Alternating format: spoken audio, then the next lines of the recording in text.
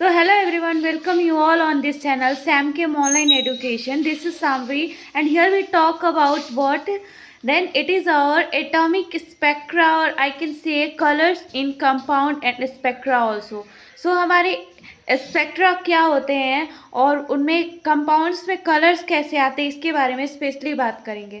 तो सबसे पहले अगर हम बोले तो कलर्स का एक कंसेप्ट ये कहता है, आप सभी जो है 12th 11th में पढ़े होंगे ट्रांजिशन मेटल्स के अंदर डी ब्लॉक एलिमेंट्स के अंदर कि हमारे जो स्पिन में अलग अलग अपोजिट स्पिन में अलग अलग सबसेट्स में एक एक जो ब्लॉक्स होते हैं या फिर बोले तो एक छोटे छोटे घर बने हुए होते हैं पी ब्लॉक में 3 जिसमें 6 अरेंज होते हैं इलेक्ट्रॉन्स अपने अपोजिट स्पिन के अंदर।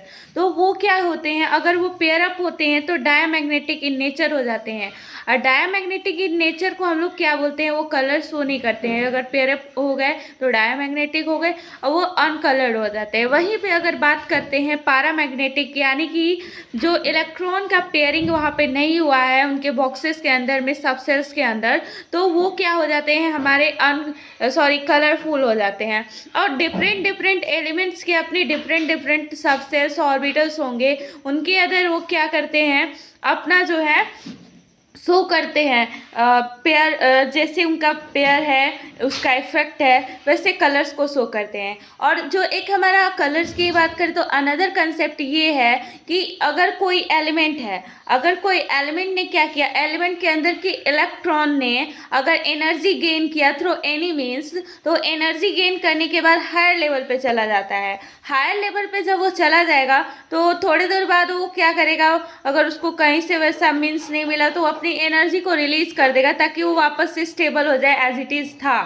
तो उस तरीके से स्टेबल होने के लिए वो एनर्जी रिलीज करेगा, राइट। तो अगर वो रिलीज करता है तो रिलीज करने की वजह से क्या होगा, वहाँ पे वो रिलीज करेगा तो कुछ ना कुछ एमिट करेगा लाइट, और वहाँ पे एमिट करेगा लाइट, उसका वो जो लाइट एमिट होगा उसका कुछ ना कुछ वेवलेंथ होगा, और वो जिस वेवलेंथ के नंबर के अंदर या जिस वेवलेंथ के अंदर वो फॉल करेगा उस अकॉर्डिंग वो क्या करेगा, रेडिएट भी करेगा और उस अकॉर्डिंग कलर भी शो करता है। तो ये भी एक कंसेप्ट माना जाता है जिसकी वजह से हमें कलर्स देखने में आते हैं। तो ये हो गए हमारे कलर्स के कंसेप्ट के कंपाउंड्स के अंदर या वो अलग अलग एलिमेंट्स के हमारे कलर्स स्पेशली कैसे होते हैं, तो इसके बारे में हम लोग पढ़ते हैं जनरली, ठीक है।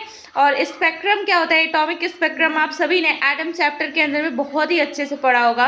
एटम चैप्टर के अंदर जो होता है एटॉमिक स्पेक्ट्रम, बहुत सारे अलग अलग स्पेक्ट्रम होते हैं, अलग अलग वेव नंबर्स वेव्स होते हैं जिसके अकॉर्डिंग वो शो करते हैं। अच्छा, ये जो हमारे शो हो जाते हैं तो वो कहीं ना कहीं हमारे विजिबल रेंज के अंदर में वो वेवलेंथ आते हैं। अगर वो विजिबल रेंज के अंदर में वेवलेंथ नहीं आएंगे तो हम वो अपने नेक्ड आई से देख नहीं सकते हैं, तो वो अपने अलग रेंज के अंदर आते हैं। वहीं अगर यूवी में आ जाए, अलग अलग में आ जाए, तो हमें उन्हें फाइंड करना पड़ता है।